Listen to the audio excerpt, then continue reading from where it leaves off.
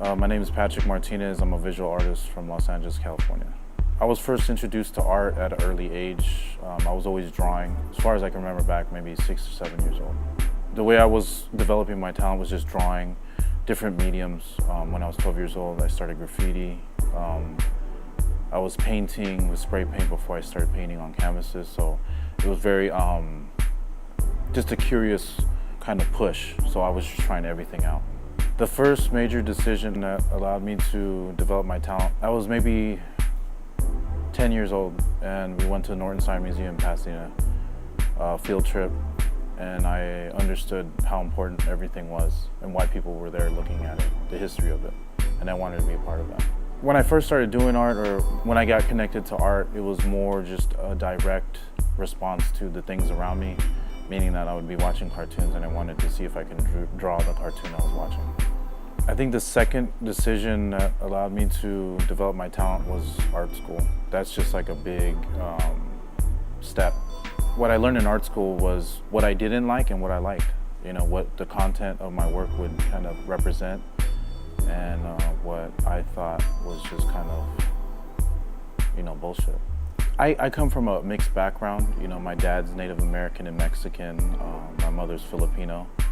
So having that kind of dynamic growing up, you get exposed to different aesthetics, and you have them in your arsenal, and you use them, the color, the textures, the food, the people, things like that. Especially when you know that they're not getting the right kind of light, and you're trying to not force someone, but just saying, hey, take a look.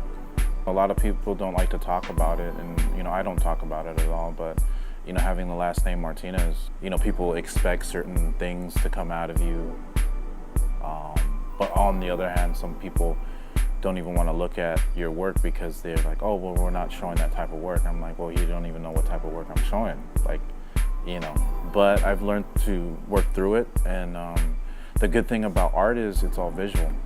It's there for people to see it, and they're going to respond to it, whether they love it or not. It's going to be a response. It's going to make them feel something. They're going to be either connected to it or not.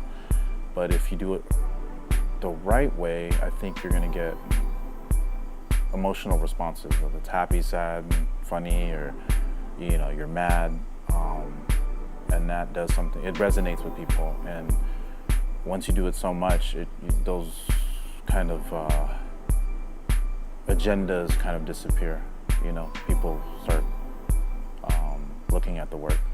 So the third major decision was, to leave my mark and leave something behind, and that can be in the context of a museum, having my work, leaving behind books of my work, things like that. And they're kind of like relics, and you're cementing your legacy, or your mark, and people can kind of learn about your work. That's really important to me. It's more important than money. It's more important than a lot of things.